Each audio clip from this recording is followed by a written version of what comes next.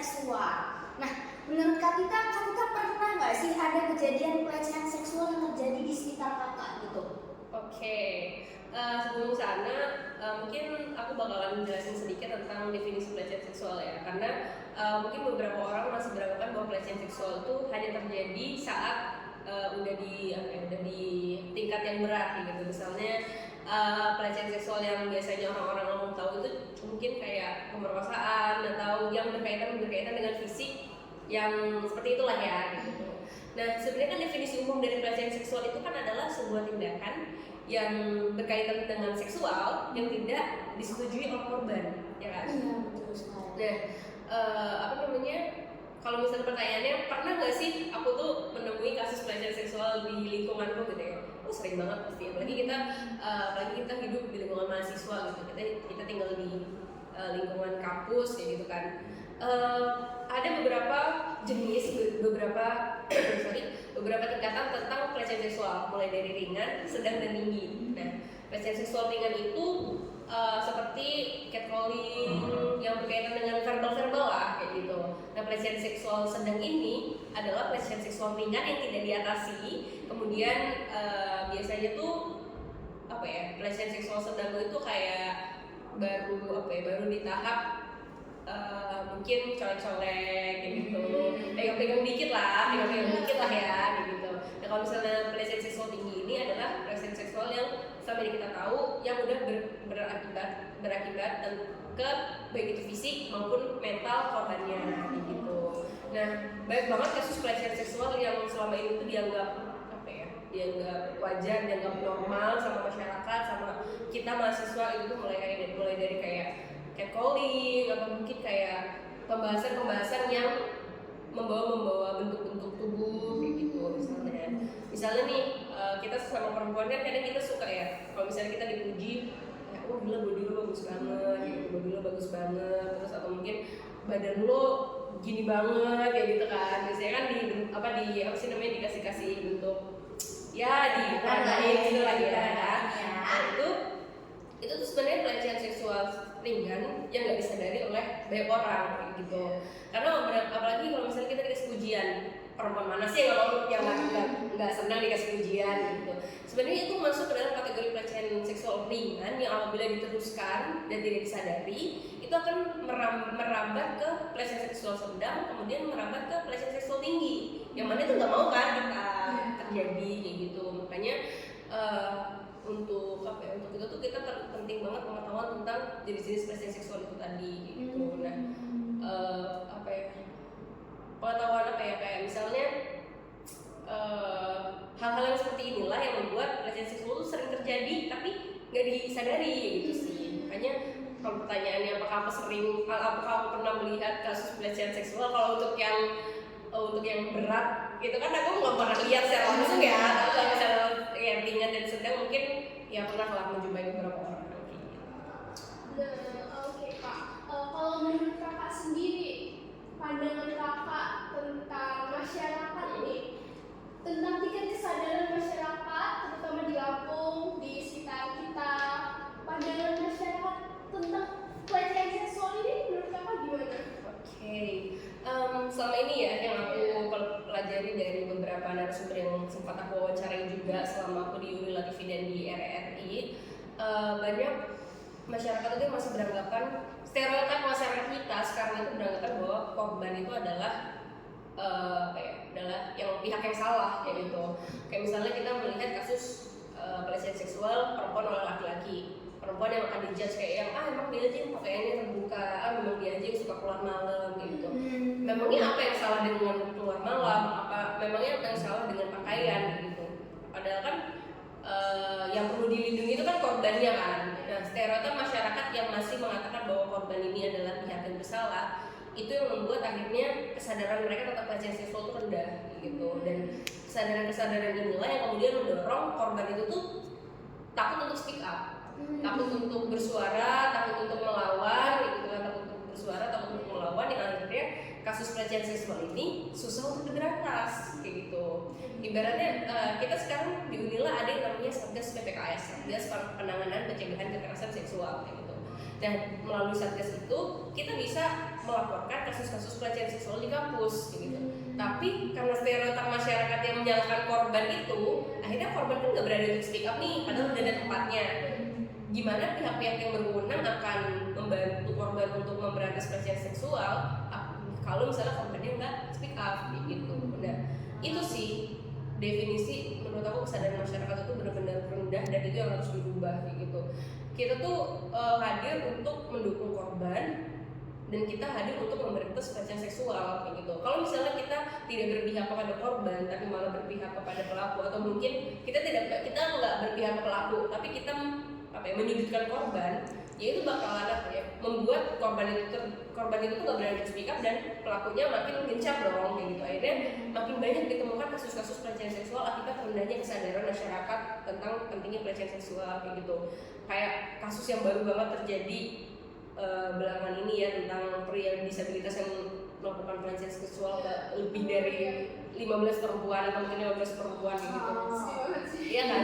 Itu kan berawal dari ancaman pelaku ke korbannya nih. Akhirnya korban nggak berani untuk speak up, dan kalau misalnya dia speak up, dia bakalan dijudge untuk oleh masyarakat juga kan gitu.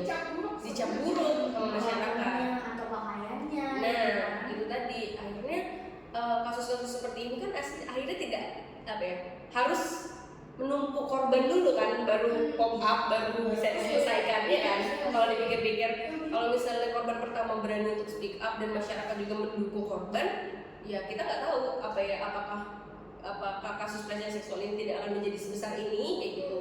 Makanya itu pentingnya kesadaran masyarakat tentang pelecehan seksual ini tuh seperti apa gitu, dan itu yang masih rendah sampai sekarang, dan itu yang perlu kita nih mahasiswa, tugas kita mahasiswa tuh untuk meningkatkan kesadaran masyarakat, mulai dari ya edukasi ringan kayak gini nih, podcast kayak gini yang gayanya anak muda gitu ya. Terus mungkin aku sih biasanya nyebutnya tuh gosip positif ya. Gosip positif tuh kayak misalnya ya sekarang siapa sih yang punya circle yang masih angkatlah pembahasan itu di dalam circle kayak gitu kan, yang gue kemarin lihat nih ada kasus pelecehan seksual, menurut lo gimana? Jadi kan itu tuh pembahasan yang memang bisa meningkatkan kesadaran masyarakat tentang pelecehan seksual gitu. Dan akhirnya tingkat kesadaran masyarakat tuh meningkat dan banyak kasus pelecehan seksual yang bisa diatasi gitu kan. Aku sempat dapat data juga dari Satgas PPKS Unila per tahun 2023 hingga tahun 2024 itu cuma 3 orang yang berani untuk melapor. Itu sangat rendah banget kan? Padahal banyak banget. Itu kan bukti bahwa misalnya stereotip masyarakat ini tuh membuat akhirnya korban tidak berani speak up gitu kan. Iya. Nah akhirnya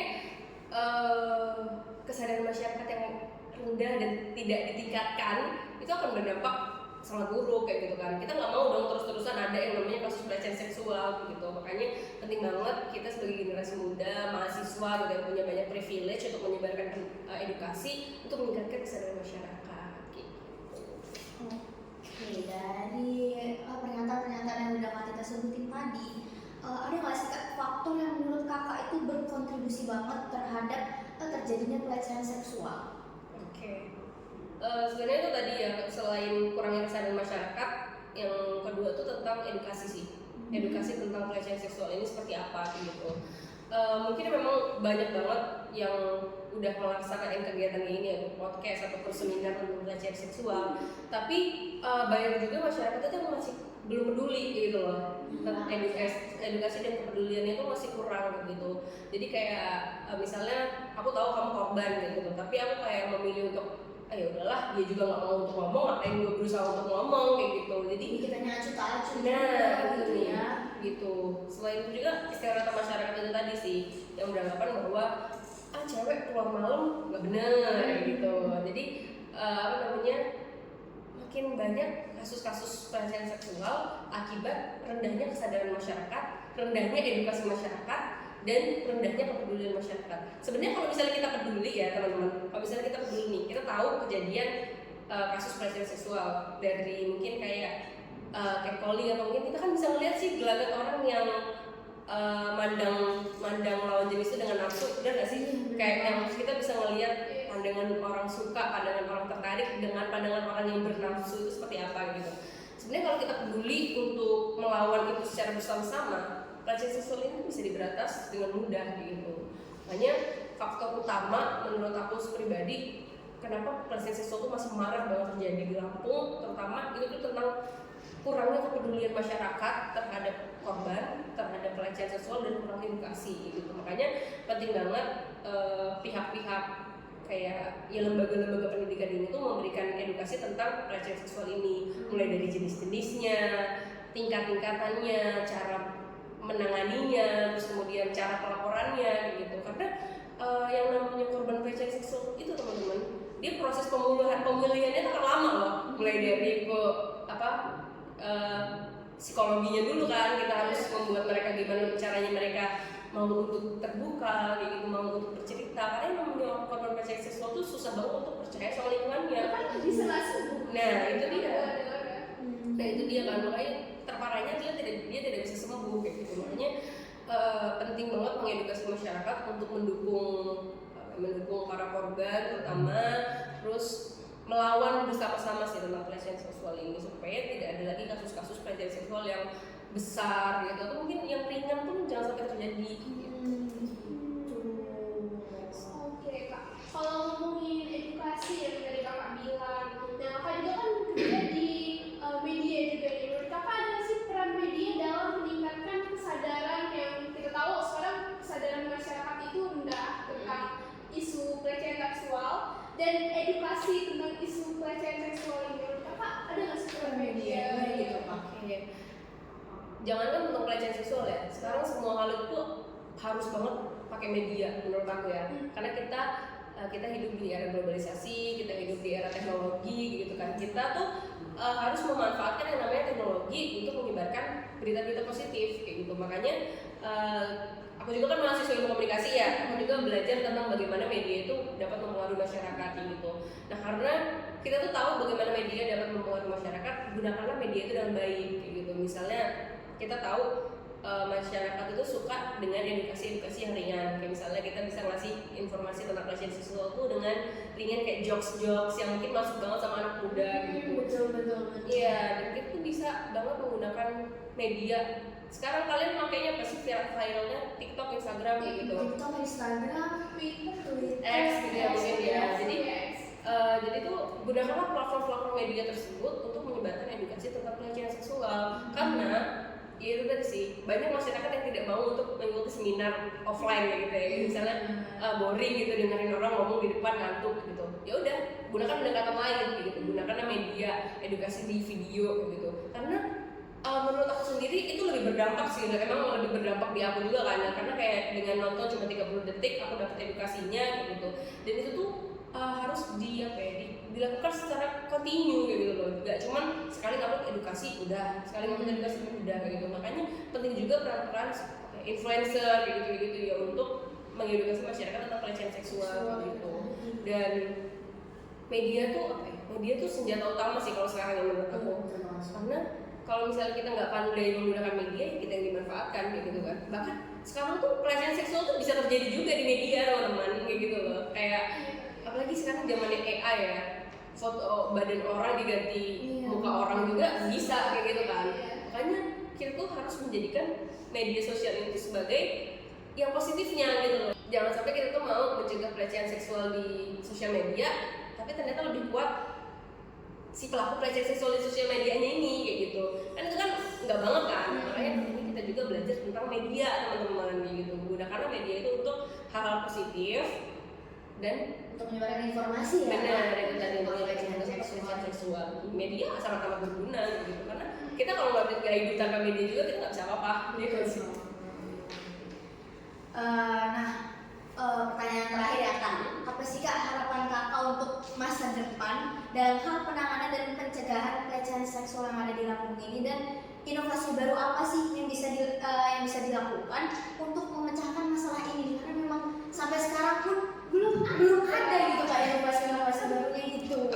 Harapan aku sih apa ya? Di masyarakat tuh bisa lebih aware lagi sih tentang seksual harassment ini. Karena kalau misalnya kita nggak menjadikan ini tuh isu, ya apa ya? Kalian pernah dengar yang namanya ini nggak sih? No viral, no justice.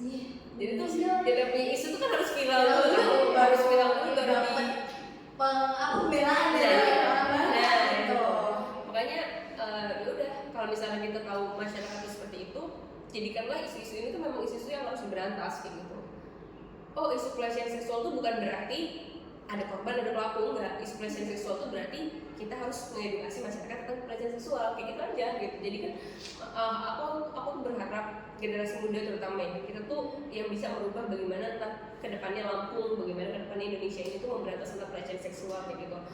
Aku tuh berharap banyak banget generasi muda yang aware tentang dirinya sendiri, tentang orang-orang di sekitarnya, tentang bahaya pelecehan seksual kayak gitu. Pahamilah bagaimana tingkatan-tingkatan pelecehan seksual, ringan, sedang, berat, verbal, non verbal kayak gitu. Sampai akhirnya kita tuh timbul kepedulian, muncul kepedulian antara lingkungan kita tentang pelecehan seksual itu tadi. Karena kalau bukan kita, siapa lagi kan kayak gitu. Jadi emang penting banget untuk mahasiswa, untuk masyarakat, generasi muda tahu tentang pelecehan seksual, dan penting banget untuk memberantas itu secara bersama-sama gitu.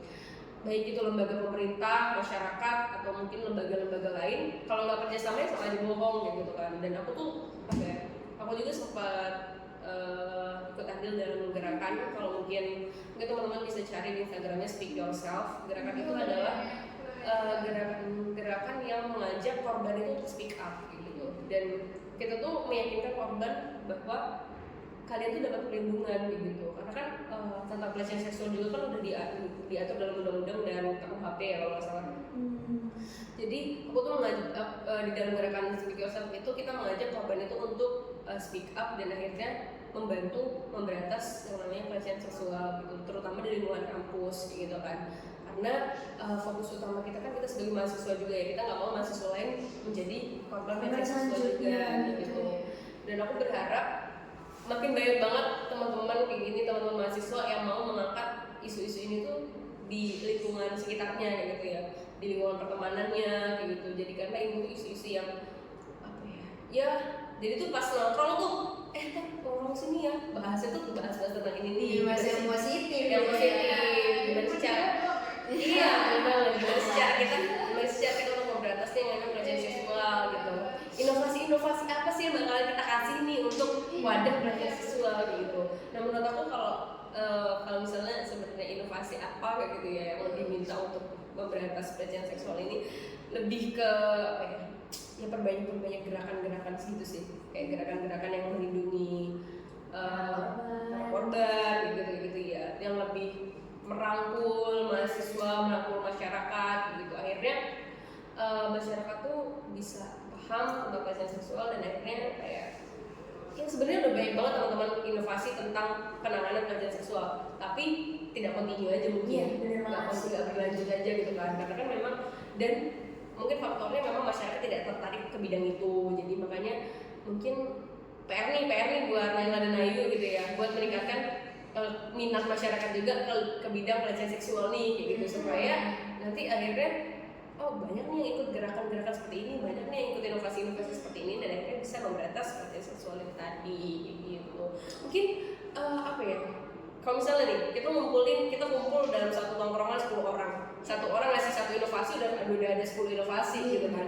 Nah dengan 10 inovasi itu digabungin jadi satu inovasi yang besar, itu bisa memberantas pelecehan seksual, aku yakin banget. Tapi kalau misalnya nggak dilanjutkan secara kontinu, sama aja bohong kayak gitu. Makanya itu pentingnya inovasi yang berlanjut secara kontinu gitu. Oke, dari penjelasan tadi udah keren banget ya guys ya.